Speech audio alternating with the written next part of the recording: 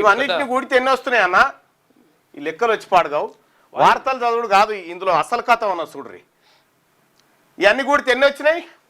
0 is equal to 0 గుండు 0.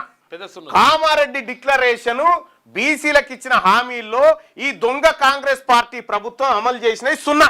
ఏ కాన కూడా అమలు చేయలే. ఈ అమలు చేయకపోగా విజయోత్సవం ఇది ఏం చేస్తారట? ఏం సభను అది ఏంటి? ఇగో కామారెడ్డిలో 15న కామారెడ్డిలో కాంగ్రెస్ బీసీ డిక్లరేషన్ విజయోత్సవ సభనట. చూసుకో ఇక నిజంగానే ఏం దేంతో నవ్వుతారు? దేంతో నవ్వాలి? ఇది నోటితో నవ్వే ముచ్చటనేనా? ముఖ్యమంత్రి గారు బీసీ మంత్రులు ఏమన్నా శరం అనిపిస్తలేదా మనకు? ఏమన్నా మినిమం చిటుక్కుమని కూడా అనిపిస్తలేదా? 15వ తారీఖు నాడు కామారెడ్డిలో కాంగ్రెస్ బీసీ డిక్లరేషన్ విజయోత్సవ సభ, రాహుల్ గాంధీ, ఖర్గే, సిద్ధరామయ్యలకు ఆహ్వానమట. నేడు ముఖ్య నేతల సమావేశం, సభాస్థలి పరిశీలనట. సిగ్గుండాలి ఏమన్నా ఇది పెడతానుకు, ఏమన్నా సిగ్గుండాలి చెప్తానుకు. ఒక్క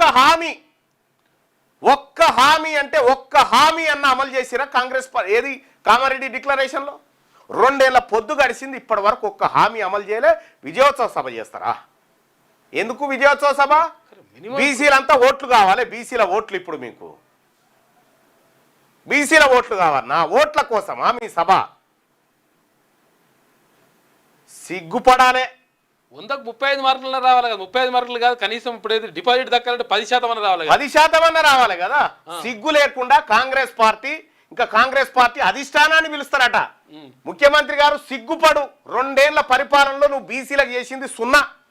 చెయ్యకపోగా కులగణంలో కులాలను తక్కువగా చూపించి మోసం చేసిన చరిత్ర నీది.